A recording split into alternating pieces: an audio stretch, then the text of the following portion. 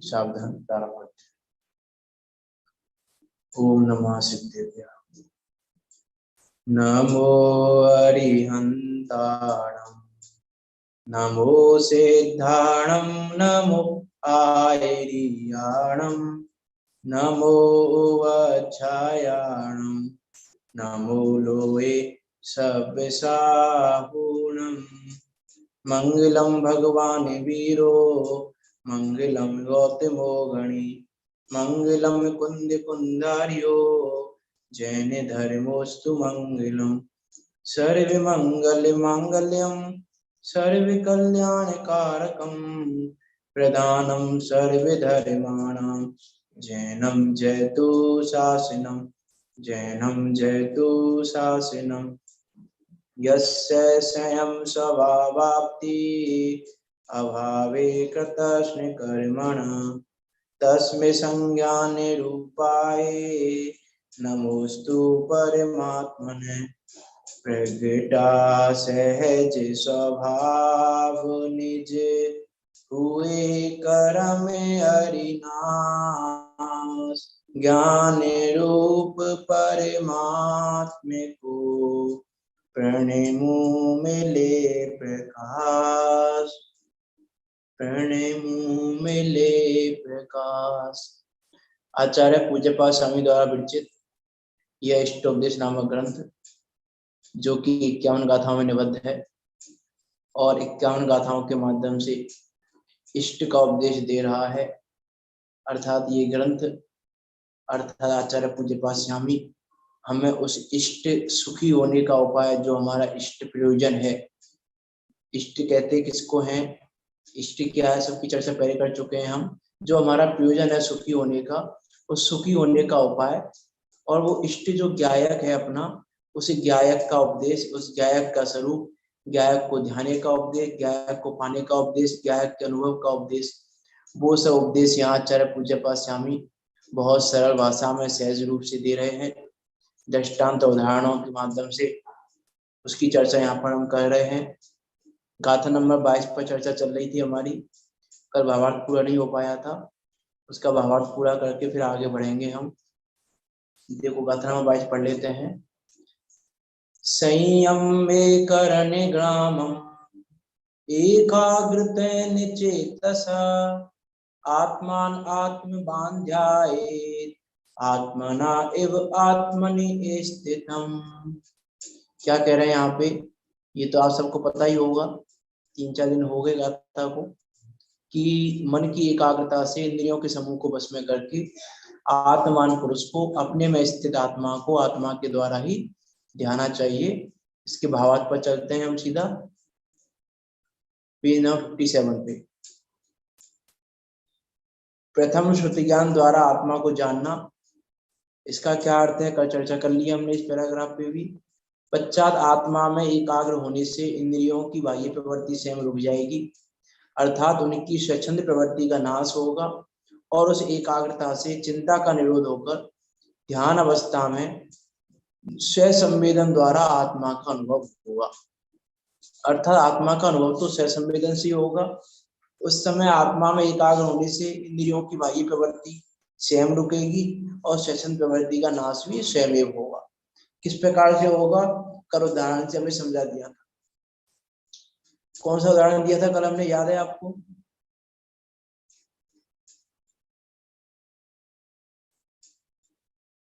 चलो कोई बात नहीं, एक तो ट्रेन का एग्जाम्पल दिया था हमने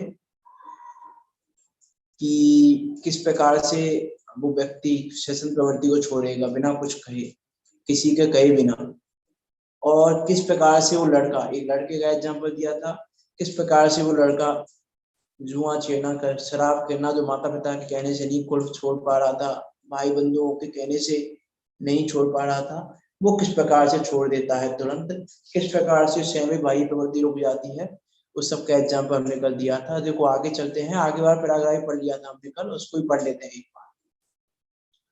जो ज्ञान 5 इंद्रियों छठे मन के द्वारा प्रवर्तित था, वह ज्ञान सब ओर से सिमटकर निर्विकल्प अनुभव में केवल स्वरूप सन्मुख हुआ, क्योंकि वह ज्ञान स्वरूप है। वह एक एक काल में एक ये कोई जान सकता है। अब वही ज्ञान स्वरूप जानने को प्रवृत्ता, तब अन्य को जानना सहज ही बने। कि आत्मा क्या है? आत्मा स्वपर प्रकाशन, आत्मा स्वपर प्रकाशक है। स्वयं अनु प्रकाशन में आ रहा है, अनुभव में आ रहा है, पर भी आ रहा है जानने में, और स्वयं भी आ रहा है जानने, दोनों जानने में आ रहे हैं। लेकिन हमारे ज्ञान की सामर्थ्य इतनी नहीं है कि हम दोनों को जान लें। हमारे ज्ञान की सामर्थ्य कितनी है कि हम एक को ही जाने। तो यहाँ कह रहे हैं कि एक काल में एक ही की को जान सकता है। अब ये हम पर डिपेंड करता है हम किसको जाने। हम पर को जानने में उपयोग को लगा रहे हैं तो स्वयं को नहीं जान पाएंगे, और स्वयं को जानने में उपयोग लगाएंगे तो पर को नहीं जान पाएंगे।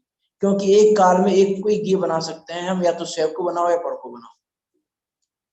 तो इसने क्या किया, जो ज्ञान इसका 5 इंद्रियों मन के द्वारा प्रवर्त रहा था वह सब ओर से सिमट गया, और निर्विकल्प अनुभव में केवल स्वरूप सन्मुख हुआ, क्योंकि वह ज्ञान स्वरूप स्वरूप है। एक काल में एक ये कोई जान सकता है। अब वही ज्ञान स्वरूप जानने को प्रवृत्ता, तब अन्य को जानना सहज ही बंद हो गया। जैसे हमने एग्जाम्पल दिया था 2-3 गाथा पहले, नहीं 2-3 गाथा पहले नहीं, पिछली गाथा में दिया था एग्जाम्पल। स्वपर प्रकाशक बनने के लिए एग्जाम्पल दिया था हमने कि हाँ हमें चश्मा पहना हुआ है तो हमको क्या क्या दिखाई दे रहा है ना। तो हमको सब कुछ दिखाई दे रहा है लेकिन चश्मा दिखाई नहीं दे रहा। और जब हम आंखों से चश्मे को देखने का प्रयास करेंगे जो हमारी आंख पे लगा हुआ है, तो उस समय बाहर का दिखाई नहीं देगा, चश्मा दिखाई देगा, क्योंकि हमारी ज्ञान का क्षोभसम इतना है, या हमारा कहें कि ज्ञान की सामर्थ्य इतनी है। अब वही ज्ञान स्वरूप जानने को प्रवृत्ता, तब अन्य को जानना सहज ही बंद हुआ। वहां ऐसी दशा हुई कि बाह्य अनेक शब्दादि विकार होने पर भी स्वरूप ध्यानी को उसका कुछ पता नहीं।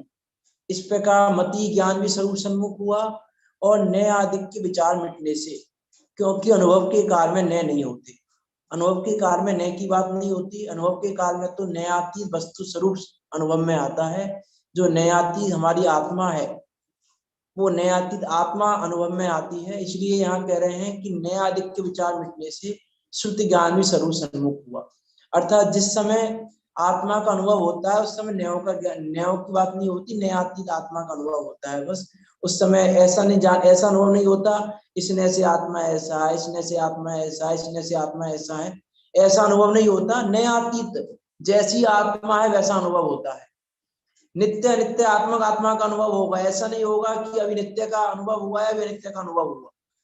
नित्य नित्य आत्मा वस्तु का एक साथ अनुभव होगा, एक अनेक आत्मा का एक साथ अनुभव होगा। तो विरोधी धर्म है आत्मा में, उन सबका एक साथ अनुभव होगा। इसलिए शुद्ध ज्ञान भी स्वरूप सन्मुख हुआ। इसीलिए जो ज्ञान इंद्रियों मन के द्वारा प्रवर्तता था, वही ज्ञान अब निज अनुभव में प्रवर्तता है। तथापि उस ज्ञान को अतीन्द्रिय कहते हैं।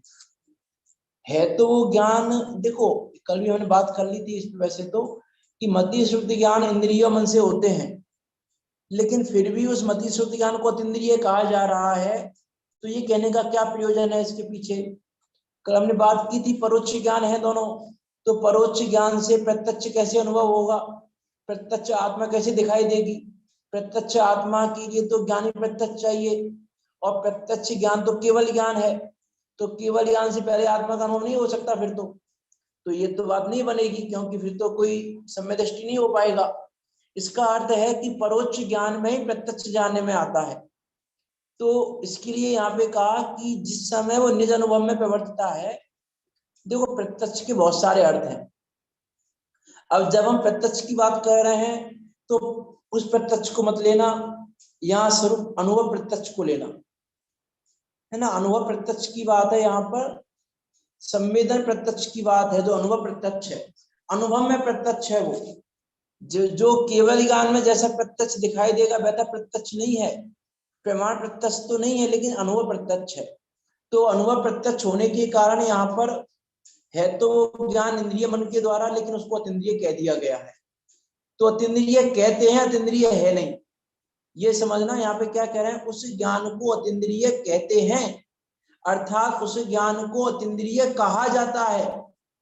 ये तो कह देते हैं हम कि वो ऐसा है वो ऐसा है, ये तो कहने में आ जाता है, ये तो नाम निक्षेप है। एक तरीके से ऐसी बात भी कह सकते हैं हम, अतीन्द्रिय का नाम निक्षेप से बात कर दी, यहाँ पे अतीन्द्रिय है इसका नाम। है, लेकिन वास्तव में अतीन्द्रिय नहीं है, वो उस अपेक्षाकृत उसको अतीन्द्रिय कहा गया है। ये रहस्यपूर्ण चिट्ठी से लिया गया था रेफरेंस। देखो आगे क्या कह रहे हैं, और आत्मा स्वयं पर प्रतिभास स्वरूप है, अर्थात स्वयं पर प्रकाशक है, वह स्वयं अपने को जानते हुए पर जानने में आ जाते हैं, इसलिए उसको जानने के लिए अन्य कारणों की आवश्यकता नहीं रहती। अब अन्य कारणों की आवश्यकता नहीं रहती, इस लाइन पर चर्चा हम टीका में कर चुके हैं।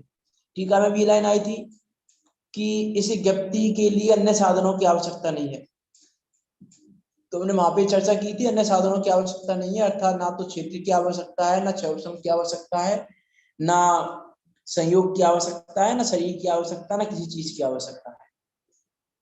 और देखो क्या कह रहे हैं आगे, स्व संवेदन में ज्ञप्ति क्रिया की अर्थात जो जानने रूप क्रिया है, उस जानने रूप क्रिया की निष्पत्ति के लिए अन्य कोई कारण अथवा साधकम हेतु नहीं है। अन्य कोई कारण नहीं चाहिए। अन्य कोई कारण क्यों नहीं चाहिए? अन्य कोई कारण क्यों नहीं चाहिए? आप में से कोई बताएं, अन्य कोई कारण क्यों नहीं चाहिए वहां पर? अन्य कोई साधन हेतु क्यों नहीं है वहां पर?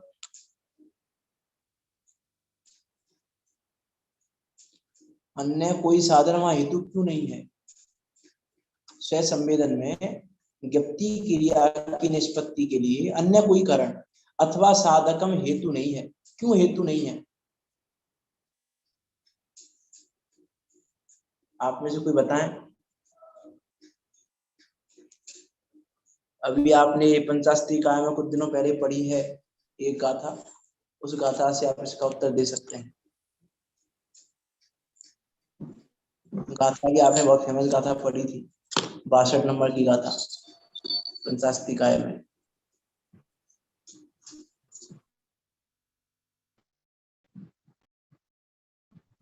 नहीं आया यार, चलो कोई। देखो अन्य कारण की आवश्यकता नहीं है। अन्य कारण की आवश्यकता क्यों नहीं है?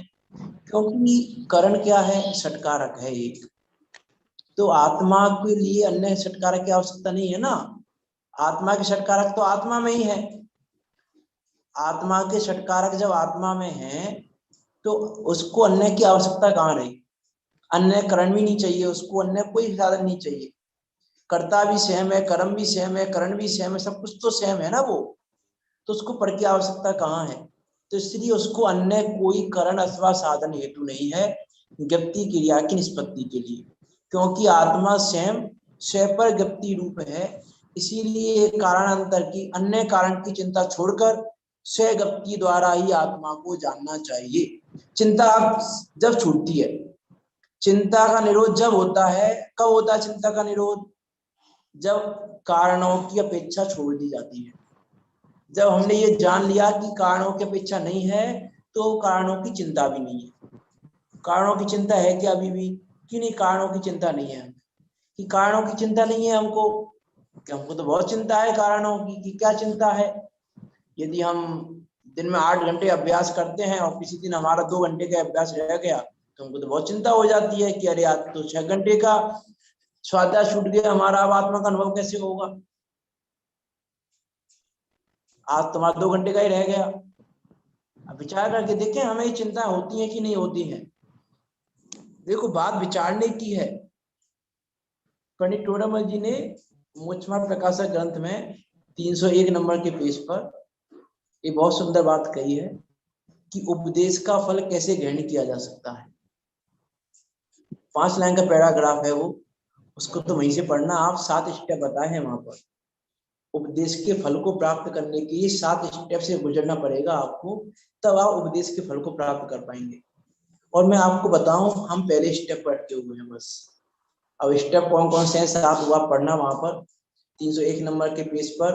पहला ही पैराग्राफ है, दूसरी या तीसरी लाइन से स्टार्ट है। पैराग्राफ की दूसरी तीसरी लाइन से आप पढ़ोगे तो 3 लाइन का है, 3 लाइन की चर्चा है बस। 7 स्टेप बताए हैं वहां पर, और हम पहले स्टेप में अटक जाते हैं। जो भी हम पढ़ रहे हैं, सुन रहे हैं, पढ़ा रहे हैं, सुना रहे हैं, ये सब पहले स्टेप में है। उसके बाद 6 स्टेप और हैं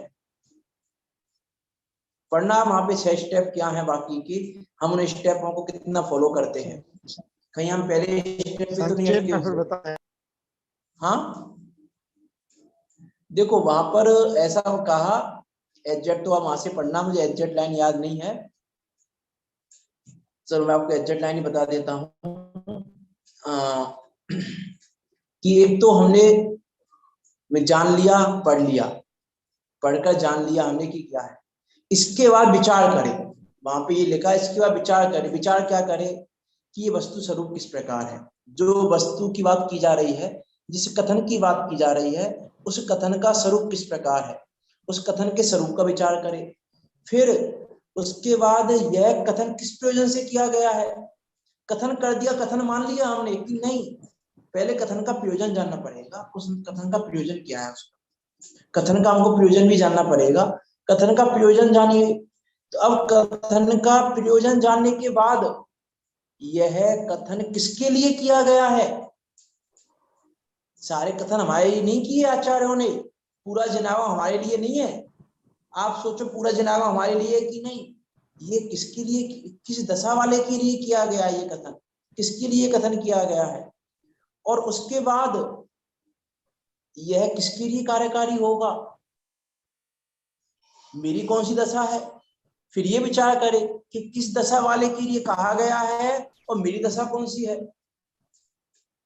मेरे लिए ये कथन कार्यकारी है कि नहीं है। इस प्रकार के वहां स्टेप है, देख लेना आप वहां पर, मुझे एग्जैक्ट लाइन याद नहीं आ रही है, अब एग्जैक्ट लाइन देख लेना एक बार। जो आगे बढ़ते हैं हम अगली गाथा पे चर्चा करनी है हमको आज। क्या कह रहे थे यहाँ पर, स्व संवेदन में व्यक्ति क्रिया की निष्पत्ति के लिए अन्य कोई कारण अथवा साधकम हेतु नहीं है, क्योंकि आत्मा स्वयं स्वप्रज्ञप्ति रूप है।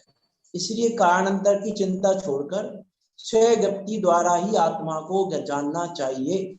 स्वज्ञप्ति द्वारा ही, यदि यहाँ पर ऐसा कह देते पंडित आशाधर जी, स्वज्ञप्ति द्वारा भी आत्मा को जानना चाहिए, तो कोई परेशानी हो जाती क्या, बताइए। स्वज्ञप्ति द्वारा भी आत्मा को जानना चाहिए, यदि ऐसा कथन कहें तो उसमें क्या परेशानी है, कुछ परेशानी है कि अर्थ एक जैसा है।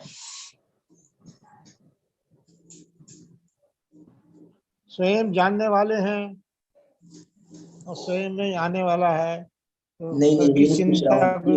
ये नहीं पूछ रहा हूं मैं, इसमें लिखा है स्वज्ञप्ति द्वारा ही आत्मा को जानना चाहिए, और मैं कह रहा हूं कि यदि इस कथन को ऐसे लिखा जाए, स्वज्ञप्ति द्वारा भी आत्मा को जानना चाहिए, तो कुछ कथन में अंतर है कि कथन एक ही है दोनों।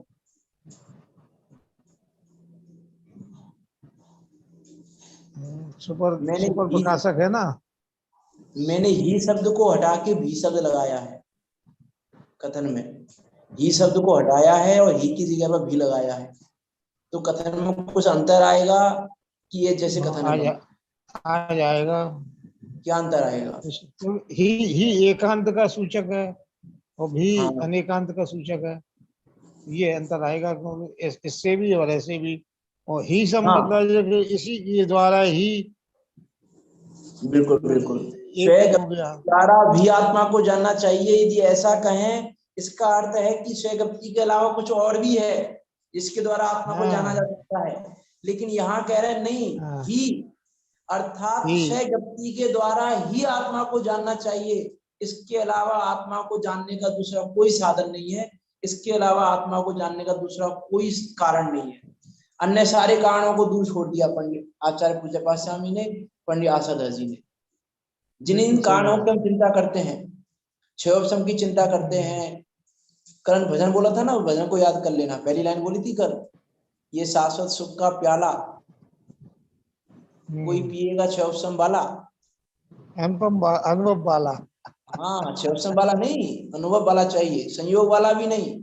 कोई पिएगा संयोग वाला नहीं लिखा, कोई पिएगा शास्त्र पढ़ने वाला भी नहीं लिखा, कोई पिएगा शास्त्र सुनने वाला भी नहीं लिखा, कोई पिएगा शास्त्र पढ़ाने वाला सुनाने वाला भी नहीं लिखा। ये शाश्वत सुख का प्याला कोई पिएगा अनुभव वाला, वो अनुभव से आत्मा को जाना जा सकता है।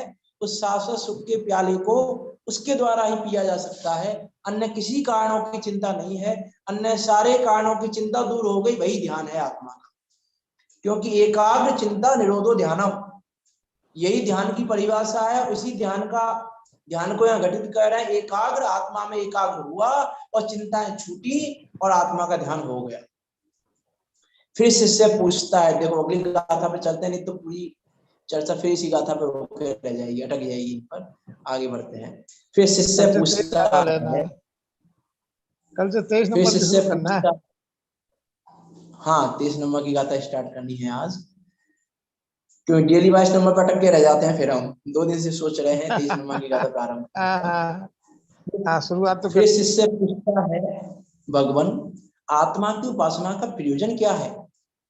अर्थात आत्मा की सेवा से क्या मतलब सिद्ध होता है, कि आत्मा की उपासना क्यों करें हम, आत्मा की उपासना से क्या मिलेगा हमको, और आत्मा की उपासना से क्या प्रयोजन सिद्ध होता है। क्योंकि विचारवानों की प्रवृत्ति तो फल ज्ञान पूर्वक होती है। तो आप फल तो बताइए हमें, इस आत्मा का ध्यान करने का फल क्या है, इस आत्मा की उपासना करने का क्या फल है, हम आत्मा की उपासना क्यों करें, हम किसी की संगति क्यों करें, किसकी शरण में जाएं हम। यहाँ ओवरऑल ये भी कहना चाह रहे हैं साथ में, कि आप कह रहे हो कि आत्मा की शरण में जाओ, लेकिन आत्मा की शरण में जाने से हमको मिलेगा क्या? आत्मा की शरण में क्यों जाना, किसी और की शरण में जाए तो क्या परेशानी है? क्या किसी और की शरण में नहीं जाना चाहिए, सिर्फ आत्मा की शरण में ही जाना चाहिए? इस प्रकार के प्रश्न है शिष्य के। देखो आचार्य क्या आंसर देते हैं, 23 नंबर की गाथा पढ़ते हैं। अज्ञानोपास्थिर्ज्ञानम ज्ञानम ज्ञानी समाश्रये ददाति यत्तु यस्तास्ति सुप्रसिद्धिमिदं वच। क्या कह रहे हैं यहाँ पर, देखो अज्ञानोपास्थिर्ज्ञानम ज्ञानम ज्ञानी समाश्रये, अर्थात क्या कह रहे हैं यहाँ पर, ज्ञानी के आश्रय से ज्ञान होता है और अज्ञानी के आश्रय से अज्ञान होता है। क्या कह रहे हैं, अज्ञान उपास्ति अर्थात अज्ञान की उपासना, अज्ञानोपास्ति अर्थात अज्ञान की उपासना, अज्ञानम ददाति अज्ञान देती है, अर्थात अज्ञान की उपासना से अज्ञान की प्राप्ति होती है। और ज्ञानम ददाति ज्ञानी समाश्रय, और ज्ञानी का आश्रय ज्ञानी की सेवा ज्ञानम ददाति ज्ञान देती है, अर्थात ज्ञानी पुरुषों की सेवा से ज्ञान की प्राप्ति होती है। यत तु यस्य अस्सी तद एव ददाति, यत तु अस्य जिसके पास अस्सी जो होता है, तद एव ददाति वही देता है। इदम सुप्रसिद्धम बचा, यह लोक में सुप्रसिद्ध बात है। क्या कहना चाह रहे हैं, देखो आचार्य पूज्यपाद स्वामी, इसकी हिंदी पढ़ते हैं आपको समझ में आएगा, पदानुवाद पढ़ते हैं इसका। जड़ से जड़ता ही मिले ज्ञानी से निज ज्ञान, जिसके पास उसी का दान, उसके पास वो है वो वही तो देगा ना, वो उसके अलावा दे भी क्या सकता है। मैं किसी दुकान पर गया, हलवाई की दुकान पे, और हलवाई की दुकान पर जाके मैं पूछूं, भैया वो पैंट शर्ट दिखाना जरा, तो क्या कहेगा वो हलवाई, भैया पैंट शर्ट वाली दुकान पे जाओ, मेरी दुकान पे क्यों आए हो, मेरी दुकान पे मिठाई मिलती है, मैं मिठाई रखता हूँ, मिठाई दे सकता हूँ, पैंट शर्ट नहीं रखता मैं अपने पास, तो पैंट शर्ट कहाँ से दे दूं? तो मिठाई वाले के पास मिठाई मिलेगी, पैंट शर्ट वाले के पास पैंट शर्ट मिलेगी। अब जिसको इसकी खबर नहीं है वो ना मिठाई खरीद पाएगा ना पैंट शर्ट खरीद पाएगा, पैंट शर्ट के लिए मिठाई की दुकान पे जाएगा और मिठाई के लिए पैंट शर्ट वाले की दुकान पर जाएगा, तो कुछ नहीं खरीद पाएगा। वो कौन खरीद पाएगा, जिसको पता हो कि वस्तु कहाँ मिलेगी। तो यहाँ कह रहे हैं, ये बहुत प्रसिद्ध वाक्य है कि जिसके पास जो होता है वही देता है, उसके अलावा उसके पास कुछ है भी नहीं देने के लिए जो वो दे देगा। तो यहाँ कह रहे हैं अज्ञानी से अज्ञानता मिलती है और ज्ञानी से ज्ञान, अर्थात यहाँ कहना चाह रहे हैं कि ये विचार करो तुम किसकी संगति करते हो, जिसकी संगति करोगे उससे वही मिलेगा आपको। यहाँ वास्तव में तो संगति करने की प्रेरणा दी है यहाँ पर, कि तुम्हें किसकी संगति करनी है। यदि तुम किसी रागी की संगति करोगे तो रागी ही रहोगे, द्वेषी की संगति करोगे तो द्वेषी ही रहोगे, अज्ञानी की संगति करोगे तो अज्ञानी ही रहोगे, और ज्ञानी की संगति करोगे तो ज्ञान रूप रहोगे। ज्ञानी की संगति से ज्ञान मिलेगा, अज्ञानी की संगति से अज्ञान मिलेगा। तुमको क्या चाहिए, अज्ञान चाहिए कि ज्ञान चाहिए? हमको क्या चाहिए, विचार करके देखें हम। देखो संगति का बहुत फर्क होता है। संगति जिसकी की जाती है ना, उसके असर पड़ते ही हैं। संगति का असर पड़ता है कि नहीं पड़ता? संगति का असर पड़ता है। इसीलिए देखो पेरेंट्स भी अपने बच्चों को बोलते रहते हैं, भैया इसकी संगति अच्छी, इसके साथ मत रहा करो, तुम ये अच्छा लड़का नहीं है, इसको अपना फ्रेंड मत बनाओ। क्यों, क्या परेशानी है फ्रेंड बनाने में? कि फ्रेंड बनाने में परेशानी ये है कि ये मद्यपान आदि करता रहता है, ये मद्यपान आदि करता रहेगा, तुम भी बिगड़ जाओगे इसकी संगति में। कि अरे नहीं, हम तो बहुत अच्छे हैं, हम तो बहुत गुणशाली हैं, गुणवान है, हम तो बहुत संस्कारी हैं। कि संस्कारी तो तुम हो, डाउट नहीं है हमें, लेकिन तुम उस शराबी व्यक्ति की संगति करोगे तो शराबी बन जाओगे। और शराब नहीं भी पीने लगो तो शराब के प्रति ग्लानि भाव तो नहीं रहेगा। शराब में तुम्हें शराबी के प्रति ग्लानि तो नहीं आएगी, तुम्हें ये तो नहीं लगेगा कि शराब पीना गलत है, चाहे पियो नहीं, लेकिन तुम्हें ये तो नहीं लगेगा कि शराब पीना गलत है। शराबी की संगति करोगे तो संगति का असर तो पड़ता ही है। एक देखो हिंदी में लाइन आती है, काजल की कोठेरी में कितनो सयानो जाए, एक बूंद काजल की लागे ही लागे है। कितना सयाना, अरे हम तो बहुत सयाने हैं। अरे सयाने हो, लेकिन काजल की कोठी में जाओगे तो काजल लगेगा ही, वापस नहीं आओगे, काजल की कुछ ना कुछ तो निशानी लेके आओगे काजल की साथ में। तो यहाँ कह रहे हैं कि विचार करके देखो कि संगति किसकी करनी है हमें, जिसके पास जो है वही देगा। अब तुम्हें क्या चाहिए, तुम्हारी संगति तुम्हारी रुचि बताती है हमें कि तुम्हारी रुचि कहाँ पर है। तुम्हारी संगति देखकर हमें तुम्हारी रुचि का आइडिया लगता है कि तुम्हारी रुचि कहाँ पर है। एक वो आती है ना लाइन, रुचि लगी हित में आत्म के, सत्संग में अब मन लगा। कहाँ की ये लाइन मुझे याद नहीं है, लाइन याद आ रही है लेकिन कहीं पे है ये लाइन। रुचि लगी हित में आत्म के, जब आत्म के हित में रुचि लगती है तो सत्संग में मन लगता है।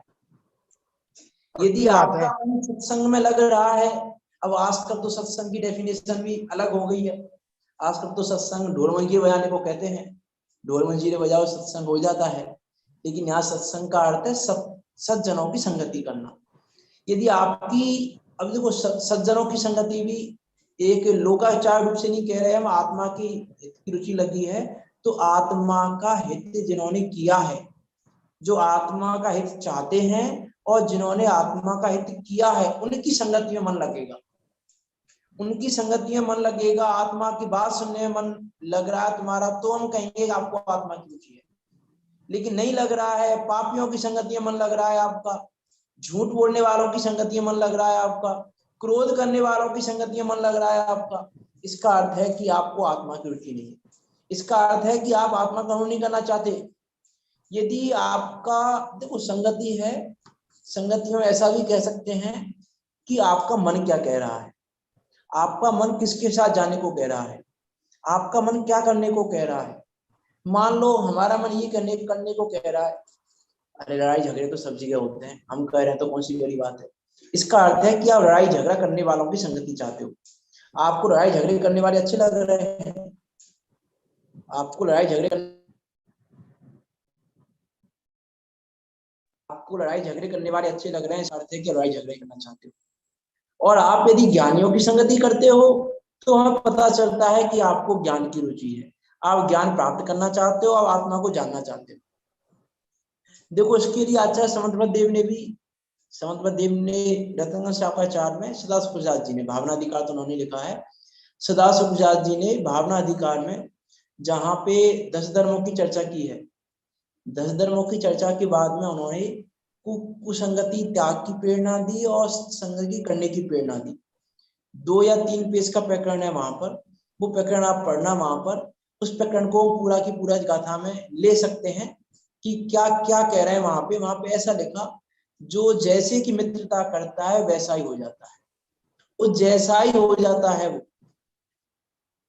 कोई सही गुणवान बात है। व्यक्ति, वहां पे ऐसा उदाहरण दिया, हालांकि वो उदाहरण जैन आगम के अकॉर्डिंग सही नहीं बैठता है, वो अन्य मतों का उदाहरण है वैसे तो, कि जो फूल की माला देव पर चढ़ाई जाती है, देवता के आगे चढ़ाई जाती है, भगवान के आगे चढ़ाई जाती है जो फूलों की माला, तो वो पूजनीय हो जाती है। और जब वही फूलों की माला किसी शव के ऊपर डाली जाती है तो क्या होता है उस माला का?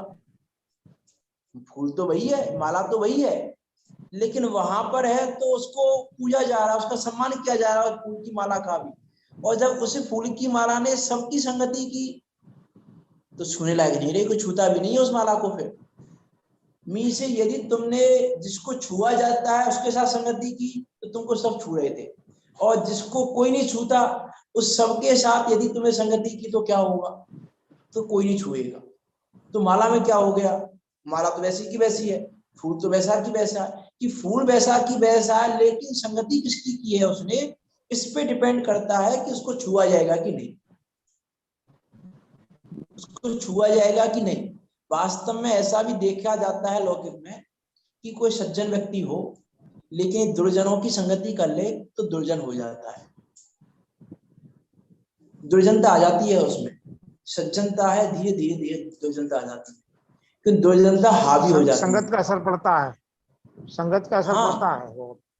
अब देखो आप यहाँ पे ये भी कह सकते हो कि आप ऐसा क्यों कह रहे हो, ऐसा भी तो कह सकते हो आपकी सज्जन ने दुर्जन की संगति की तो दुर्जन भी सज्जन हो सकता है ना, कि नहीं हो सकता है? तो देखो वास्तव में तो अभी हम वर्तमान काल के परिप्रेक्ष्य में बात कर रहे हैं तो दुर्जनता हावी है, पाप हावी है, झूठ बोलना हावी है, चोरी करना हावी है, कुशील सेवन हावी है। तो कोई सीलवान होगा वो कुशील सेवन की संगति करेगा तो कुशील सेवन पर उसका फर्क पड़ने के चांस कम है, लेकिन उस सीलवान पर उस कुशील सेवन का इफेक्ट पड़ने के चांस अधिक है। वर्तमान काल के परिप्रेक्ष्य में बात करें तो हम हमें लगे कोई पापी जीव की संगति कर रहे हैं तो क्या हो गया, हम उसको धर्मात्मा बना देंगे कि उस वो तो पता नहीं धर्मात्मा बनेगा कि नहीं बनेगा, लेकिन आप पापी जरूर बन जाओगे। विचार करके देखना, कोई जीव है जो बहुत ज्यादा ईर्ष्या करता रहता है ना, बहुत ज्यादा ईर्ष्या करता रहता है, आप उस ईर्ष्या करने वाले की संगति करोगे तो आप क्या करोगे? आप भी ईर्ष्या करने लग जाओगे, क्योंकि वो बातें वही कहेगा, ईर्ष्या करने वाली, ईर्ष्या करने वाली बात करेगा। कोई निंदा करने वाला तो निंदा करने वाली बातें करेगा, तो आप भी निंदा करने लग जाओगे। तो डिपेंड करता है कि आप संगति किसकी कर रहे हो। आप यदि ईर्ष्यालु व्यक्ति की संगति कर रहे हो तो ईर्ष्या करने लगोगे, निंदा करने वाले की संगति कर रहे हो तो निंदा करने लगोगे, प्रशंसा करने वाले की संगति कर रहे हो तो प्रशंसा करने लगोगे। क्योंकि देखो कोई वस्तु सर्वथा निंदनीय नहीं होती, सर्वथा प्रशंसनीय नहीं होती। अब ये हम निंदा कर रहे हैं कि प्रशंसा कर रहे हैं, किसके अकॉर्डिंग होता है कि हमने उसकी निंदा सुनी है कि प्रशंसा सुनी। कोई भी जीव है वो सर्वथा निंदनीय नहीं है, सर्वथा प्रशंसनीय नहीं है। अब हम उसकी निंदा कर रहे हैं, इसका क्या अर्थ है? हमने किसी की निंदा की, इसका क्या अर्थ निकाला जाएगा? इसका अर्थ निकाला जाएगा कि आपने उसकी निंदा सुनी है, इसलिए आप उसकी निंदा कर रहे हो। निंदा सुनी है आपने, इसका अर्थ है कि आप निंदा करने वाले की संगति की है, तभी तो निंदा सुनी आपने। यदि निंदा करने वाले की संगति नहीं करते तो निंदा सुनने को भी नहीं मिलती, और सुनने को नहीं मिलती तो करने को नहीं मिलती, कहने को नहीं मिलती। तो मेरा कहने का अर्थ है कि हमारा आचरण, हमारी श्रद्धा, हमारा ज्ञान, हमारा आचरण, तीनों की बात कर रहा हूं मैं। श्रद्धा, ज्ञान, आचरण हमारा कैसा है उसको देखकर हमको पता चलता है कि हमारी संगति कैसी है। मीन्स हमारी संगति का परिचायक है हमारा श्रद्धा, ज्ञान, चारित्र। हमारा श्रद्धा, ज्ञान और आचरण हमारी संगति का परिचायक है कि हमारी संगति कैसी है। हमारी संगति के सॉरी हमारा श्रद्धान हो जाता है संगति के अकॉर्डिंग ज्ञान, संगति के अकॉर्डिंग आचरण। इसीलिए देखो वहां पंडित सदाशिवदास जी ने कहा कि दुष्ट मनुष्यों का साथ कभी नहीं करना चाहिए,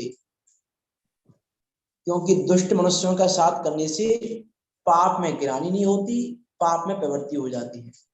वहां तो बहुत सारे शब्दों का प्रयोग किया है, जुआरी, चोर, छली, परस्त्री लंपट, जीवा इंद्रिय का लोलुपी।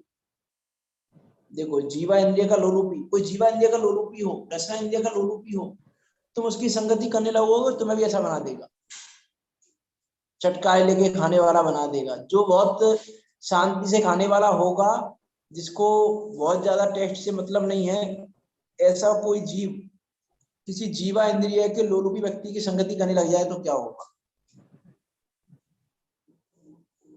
जीवा इंद्रिय का लोलुपी बन जाएगा। वो बताएगा अरे यार इसमें क्या रखा है, देखो ऐसे खाई जाती है चीजें, ऐसे ऐसे मसाले डाला करो और ये खाया करो, वो तो तुम्हारे हाँ खा के देखते हैं, चलो लग जाएगी लत। इसीलिए कुसंग त्याग की प्रेरणा यहाँ कहाँ दी जाती है? चरणान्वय आदि ग्रंथों मुख्य रूप से आपको मिलेगी।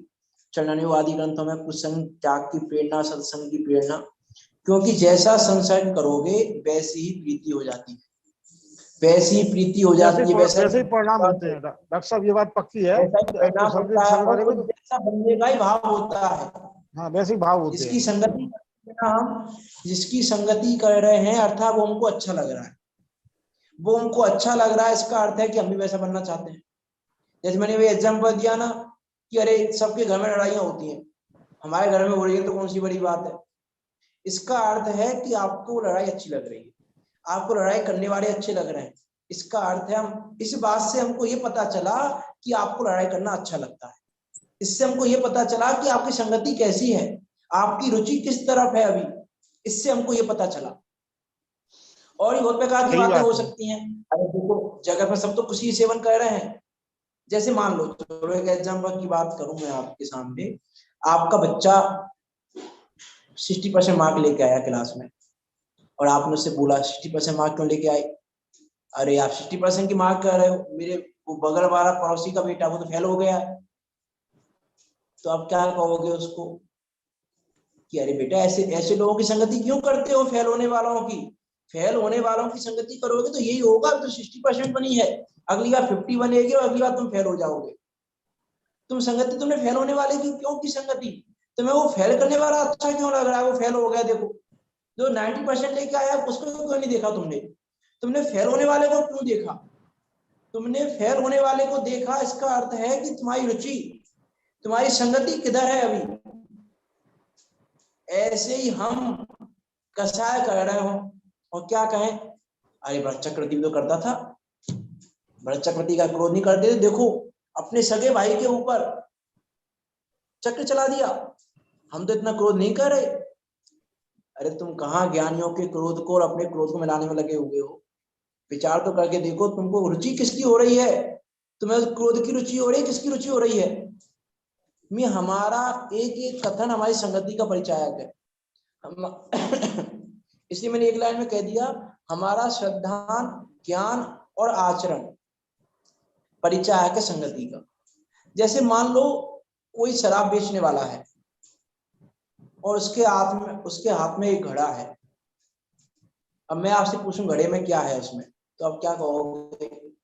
शराब बेचने वाला शराब ही होगी। उस घड़े में दूध था, लेकिन उस घड़े में दूध होने के बाद भी पूरा जगत यही कहेगा कि शराब है। पूरा जगत क्या कहेगा कि शराब है। क्यों कह रहा है शराब? दूध है इसमें, तो वो दूध भी शराब बन गया क्योंकि उसने शराब करने वाले की संगति कर ली। अब चाहे वो दूध दूध है लेकिन उसको शराब ही कहा जाएगा। कोई शराबी सही के बात घर है। में ब्राह्मण पानी पी रहा हो तो क्या कहोगे आप? कोई शराबी हो, कोई मांसाहारी हो, उसके घर में कोई ब्राह्मण पानी पी रहा हो तो क्या कहोगे? अरे ब्राह्मण पानी पी रहा होगा कि नहीं, अरे ये ब्राह्मण नहीं है, भ्रष्ट है, ये पक्के से शराब पी रहा है। पानी पी रहा है या क्यों? तो पानी पीना भी उसका शराब पीना क्यों हो गया? पानी पी रहा है ना, वो तो गुणवान है ना, वो शराब नहीं पी रहा है। लेकिन जैसी संगत वैसी रंगत, जैसी संगति होती है रंगत वैसी हो जाती है। इसीलिए तो कहा देवशास्त्र गुरु की शरण में जाओ, देवशास्त्र गुरु की संगति करो। जब अरिहंत देव की संगति करोगे, जो जाना दी अरिहंतम वो अपने को जान लेगा, सो जाना दी अप्पाणम। अब जो संगति नहीं करेगा, जो संगति करेगा कुदेवों की, वो क्या करेगा? जो संगति करेगा कुगुरुओं की, वो क्या करेगा? ऊपर नाव, ऊपर नाव की तरह डूब जाएगा। ऊपर नाव है वो तो, पत्थर की नाव है वो तो। अब तुम पत्थर की नाव की संगति करोगे तो क्या होगा? तुम्हारी संगति तुम्हारा, देखो श्रद्धा ज्ञान आचरण तो बता ही रही है।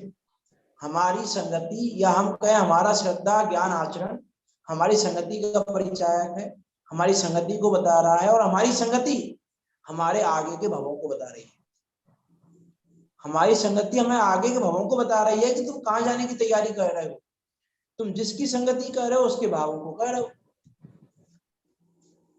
अरे हमारे परिणाम तो नहीं हो रहे, कुशील सेवन के परिणाम हमारे नहीं है, लेकिन तुम कुशील सेवन की ही फिल्में देख रहे हो, कुशील सेवन की कार्य देख रहे हो, तो आज नहीं तो कल कुशील सेवन करने लग जाओ। इसीलिए कहा कि कुशील सेवन करने वाले व्यक्तियों की संगति मत करो। तो यहाँ भी ऐसा ही कह रहे हैं कि आपको, समय हो गया काफी, में ध्यान ही नहीं दिया समय का, तो 9:20 हो गई है। डॉक्टर साहब जुड़े नहीं है, आप बोले। अच्छा ठीक है। देखो इसलिए वहां पे कह रहे हैं कि आपको यदि ज्ञान चाहिए तो ज्ञान की संगति चाहिए, और अज्ञान चाहिए तो अज्ञान की संगति करो। अब आपको क्या चाहिए? देखो जगत में भी हम बहुत सारे एग्जाम्पल, आप जगत में सब देखते हैं, हम लौकिक में दिखाई देता है, कोई पुरुष है, उसकी धर्म में प्रीति नहीं है बिल्कुल, धर्म पर उसका विश्वास नहीं है बिल्कुल भी, लेकिन यदि वो किसी धर्मात्मा की संगति करने लग जाए तो 2 महीने में, 4 महीने में, 1 वर्ष में वो धर्म से जुड़ जाता है। कि धर्म से कैसे जुड़ गया वो? कि धर्मात्मा की संगति की। इसलिए कोई व्यक्ति है, मान लो इंद्रियों के विषयों का लोलुपी है, इंद्रियों के विषयों को त्यागना नहीं चाहता, लेकिन यदि वो किसी त्यागीवती की संगति करने लग जाए तो फिर वो इंद्रियों के विषयों का त्याग कर देता है, त्याग हो जाता है, वो प्रवृत्ति रुक जाती है। ये संगति का असर पड़ता है। देखो इसलिए देखो आचार्य समन्वय देव ने उसमें कहा कि जिनसे सम्यक धर्म का परिवर्तन होता हो, जिनकी संगति से अनेक लोग विषय कसायों से विरक्त हो जाएं, त्याग संयम तप में लीन हो जाएं, ऐसे न्याय मार्गी धर्मचर्या के धारक धर्मात्मा एक पुरुष से ही जगत शोभित होता है, कृतार्थ होता है। और यदि कोई पापी है, विषय कसाई पुरुष है, तो बहुत भी हो तो हमें उनकी संगति नहीं चाहिए, तो हमें उनकी संगति नहीं चाहिए। लेकिन एक विषय कसायों से विरक्त कराने वाला, धर्म में लगाने वाला यदि कोई एक भी है तो हमें उसकी संगति करनी चाहिए, फिर उसकी संगति से हम भी वैसे हो जाएंगे। क्योंकि विष के वृक्ष तो बहुत होते हैं, लेकिन कब वृक्ष एक ही होता है। अब हमको क्या चाहिए विचार करके देखें, विष चाहिए कि क्या चाहिए, उसका हम विचार करें। अपना हित यदि हम चाहते हैं तो कुसंगति को छोड़ें, क्योंकि देखो ऐसा लिखा वहां पे, महापुण्य अधिकारी मनुष्य वह है जो इस कली काल में कुसंग छोड़कर शुभ संगति को पा लेता है, वह मनुष्य महापुण्य का अधिकारी है। क्यों लिख दिया? क्योंकि संगति का फर्क पड़ता है। तो यहाँ भी यही कह रहे हैं कि जड़ से जड़ता ही मिले, ज्ञानी से निज ज्ञान, जो कुछ जिसके पास वह करे उसी का दान। कि ज्ञानी ज्ञान देता है, अज्ञानी अज्ञान देता है। अब मेरा आपसे एक प्रश्न है इसमें, कि प्रश्न तो शिष्य ने किया था आत्मा के संबंध में, और यहाँ आत्मा की बात तो आई ही नहीं। शिष्य ने प्रश्न क्या किया था कि आत्मा की उपासना का क्या फल है, ये बताओ। प्रश्न यही किया था ना कि आत्मा की उपासना का क्या फल है, आत्मा को ध्याने का क्या फल है, ये बताओ। लेकिन यहाँ तो उन्होंने आत्मा की बात ही नहीं की, यहाँ तो उन्होंने अज्ञानी अज्ञानी की बात कर दी। यहाँ तो उन्होंने कह दिया कि अज्ञानी की संगति करोगे तो अज्ञान मिलेगा, अज्ञानी की संगति करोगे तो ज्ञान मिलेगा। तो यहाँ पर तो उन्होंने आत्मा की बात ही नहीं की। तो आचार्य भूल गए कि शिष्य का प्रश्न नहीं समझा कि क्या हो गया, यहाँ पे क्या चक्कर पड़ गया, बताइए क्या हुआ ऐसा यहाँ पे? जो ज्ञानी होगा वो तो आत्मा की सेवा से ज्ञानी होगा ना। नहीं मैं ये गाथा और भी कहना चाह रही है, मैं वहां लेके जाना चाह रहा हूँ आपको। इस गाथा का प्रयोजन क्या है, आचार्य पूज्यपाद स्वामी ने इन शब्दों का प्रयोग क्यों किया है यहाँ पर, मैं आपको वहां लेके जाना चाह रहा हूँ। विचार करें आप, क्या क्या कहना चाह रहे हैं आचार्य पूज्यपाद स्वामी। मैं ये कहना चाह रहा हूँ गाथा में आत्मा शब्द है। अब आप मुझे ढूंढ के बताएं कहाँ है आप गाथा में आत्मा शब्द। आत्मा की सेवा से क्या मतलब सोच सकते हैं? गाथा में आत्मा शब्द है कि नहीं? आचार्य पूज्यपाद स्वामी ने गाथा में आत्मा शब्द का प्रयोग किया है। ऐसा नहीं है उन्होंने शिष्य के प्रश्न का गलत जवाब नहीं देंगे, वो जो शिष्य ने प्रश्न पूछा जवाब तो उसी का देंगे। तो आत्मा शब्द कहाँ पर है कि नहीं है इसमें आत्मा शब्द का था?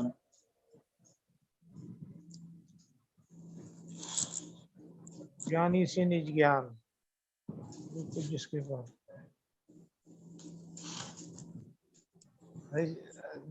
ज्ञानी ने आत्मा का आश्रय लिया है तो वो ज्ञानी हो गया, तो उसी के ज्ञान से ही तो ज्ञान का दान मिलेगा। और नहीं, ज्ञानी से अज्ञान डायरेक्ट ही है यहाँ पे सब, आश्रय की बात ही नहीं है। और की साधन नहीं बताएं यहाँ पे आत्मा शब्द का प्रयोग किया है। डोली बताओ तुमने क्या समझा? अनम्यूट करे अपने को। गाथा में आत्मा शब्द है कि नहीं है? जल से जलता ही आत्मा की बात तो आत्मा का अनुभवन करने के लिए जिसके पास जिसने आत्मा को प्राप्त किया है तो उसकी संगत करेंगे तभी तो हमें आत्मा की उपलब्धि होगी। तो हमें वो तो बात ठीक है, मैं ये पूछ रहा हूँ गाथा में आत्मा शब्द का प्रयोग आया है कि नहीं आया? गाथा में आचार्य पूज्यपाद स्वामी ने आत्मा शब्द का प्रयोग किया है कि नहीं किया है? नहीं किया है? आत्मा का सदुपयोग किया ही नहीं है। अरे ज्ञानी आत्मा ही तो है, ज्ञानवान कौन है? यही तो हम बता रहे थे, ज्ञान तो हम ये बता रहे थे, ज्ञानी आत्मा ही है। जो तो हम भी कह रहे थे आपसे। आपने कहा ज्ञानी ने आत्मा को जाना है, ज्ञानी ने आत्मा को जाना है, उस ज्ञानी की बात नहीं कर रहे हम। तभी तो ज्ञानी हुआ वो। ज्ञानी और अज्ञानी बहुत प्रकार के होते हैं। यदि यहाँ पे जो ज्ञानी अज्ञानी की बात की है ना, ये तो एक प्रेरणा स्वरूप हमने चर्चा की अभी, अज्ञानी की संगति से अज्ञान और ज्ञानी की संगति से ज्ञान। लेकिन यहाँ आचार्य पूज्यपाद स्वामी इसके साथ साथ यहाँ अज्ञानी शब्द का प्रयोग भी उन्होंने अज्ञानी के लिए नहीं किया और ज्ञानी शब्द का प्रयोग भी उन्होंने ज्ञानी के लिए नहीं किया। मैं ये कहना चाह रहा हूँ आचार्य पूज्यपाद स्वामी ने अज्ञानी शब्द का प्रयोग मिथ्या दृष्टि के लिए नहीं किया है और ज्ञानी शब्द का प्रयोग सम्यक दृष्टि के लिए नहीं किया। यहाँ अज्ञानी शब्द का प्रयोग किया है पुद्गल द्रव्य के लिए। अज्ञानी शब्द का प्रयोग किया, पुद्गल अज्ञानी है कि ज्ञानी है? पुद्गल ज्ञानी है कि अज्ञानी है? पुद्गल अज्ञान है, ज्ञान है ही नहीं उसमें, है नहीं ना। तो पुद्गल देखो, ये एक ज्ञान और अज्ञान की बहुत सारे वैरायटी है। वैरायटी को क्या कहें? ज्ञान और अज्ञान के बहुत सारे अर्थ हैं जिनागम, कोई एक अर्थ नहीं है। यदि हम ज्ञानी और अज्ञानी शब्द का विचार करें, अभी हम इतना ही समझते हैं, अज्ञानी का मिथ्या दृष्टि और ज्ञानी का सम्यक दृष्टि, ये समझते हैं कि नहीं समझते? हम तो समझते जिनने ज्ञान स्वभाव का आश्रय नहीं लिया, अपने ज्ञान स्वरूप को नहीं जाना, वो सब अज्ञानी है। और जिन्होंने अपनी आत्मा का ज्ञान कर लिया मतलब मिथ्या दृष्टि अज्ञानी है और सम्यक दृष्टि ज्ञानी है, यही अर्थ हुआ ना कि मिथ्या दृष्टि अज्ञानी है और सम्यक दृष्टि ज्ञानी है। इसमें तो गलत नहीं, अर्थ सही है ये भी, और हमने ये अर्थ जाना हुआ है। लेकिन मेरा कहने का अर्थ ये है कि ज्ञानी अज्ञानी का मात्र इतना अर्थ नहीं है। एक ज्ञानी अज्ञानी की यदि हम डेफिनेशन करेंगे, ज्ञानी अज्ञानी का डिवाइडेशन करेंगे, तो सदमस्त जीव अज्ञानी है, केवली ही ज्ञानी है। तो फिर मुनिराज भी अज्ञानी की श्रेणी में आ जाएंगे। करने जाएंगे, हाँ, जब हम अर्थ करने जाएंगे ना ज्ञानी अज्ञानी के, जब हम स्वादवाद को लगा लगा के ज्ञानी अज्ञानी के भेदों को देखेंगे, तो सदमस्त जीव कौन है?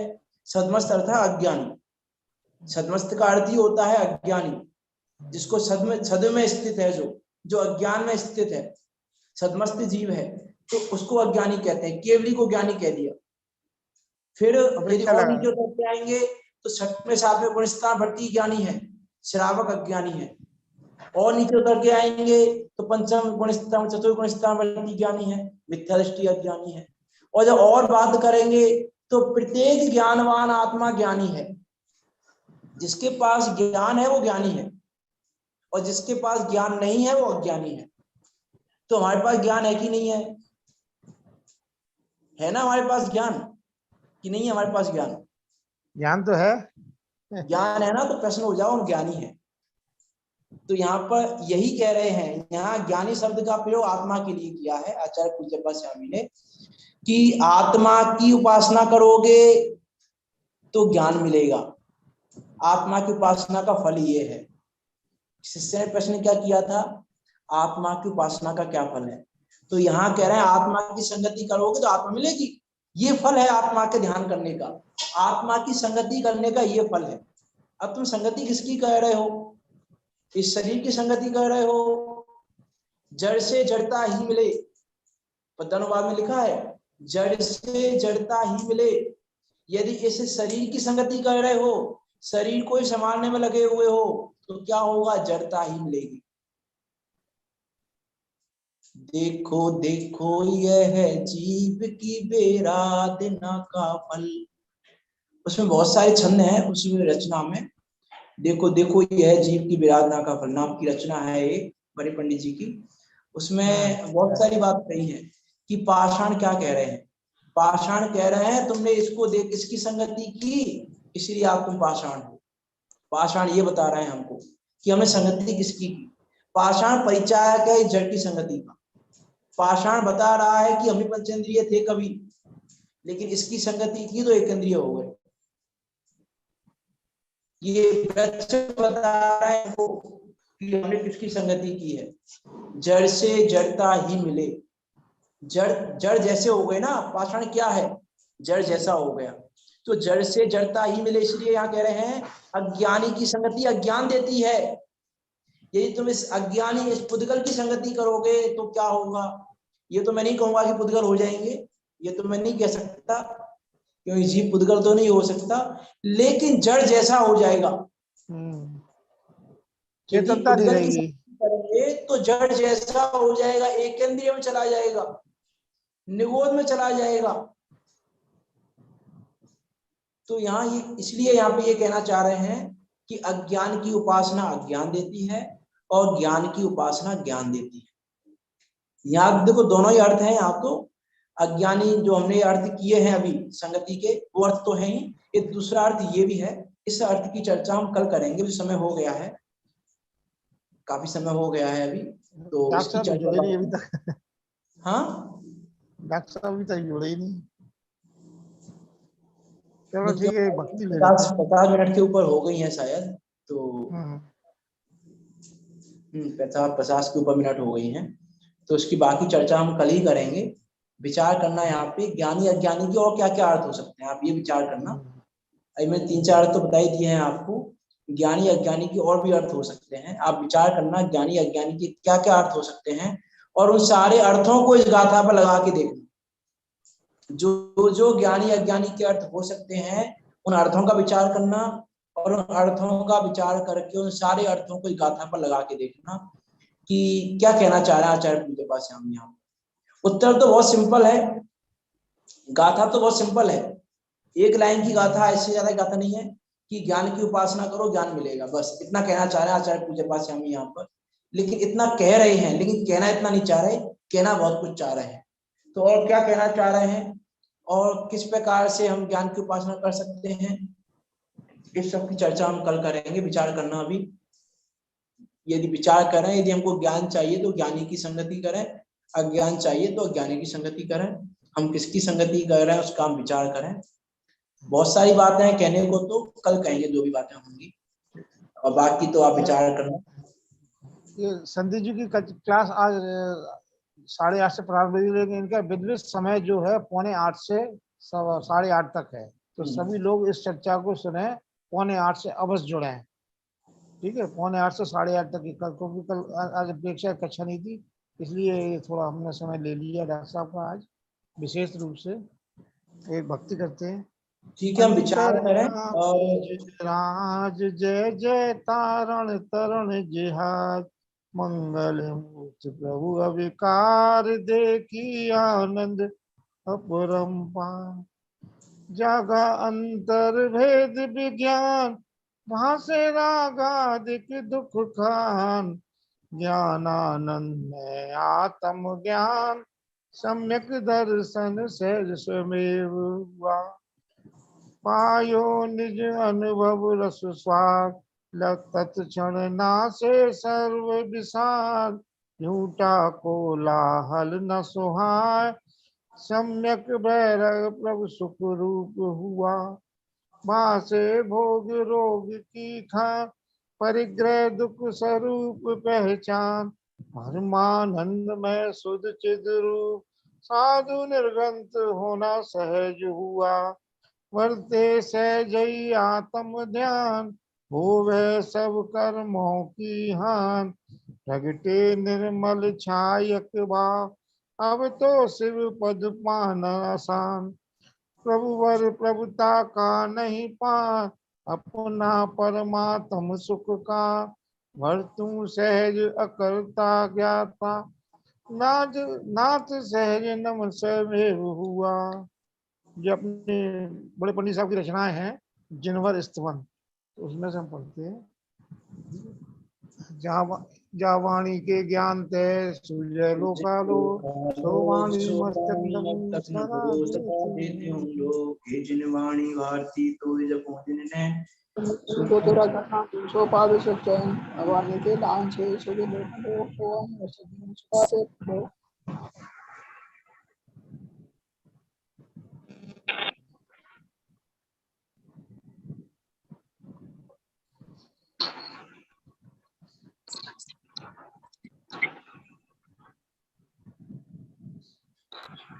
सांग जिनवाणी माता की माता जय। की जय।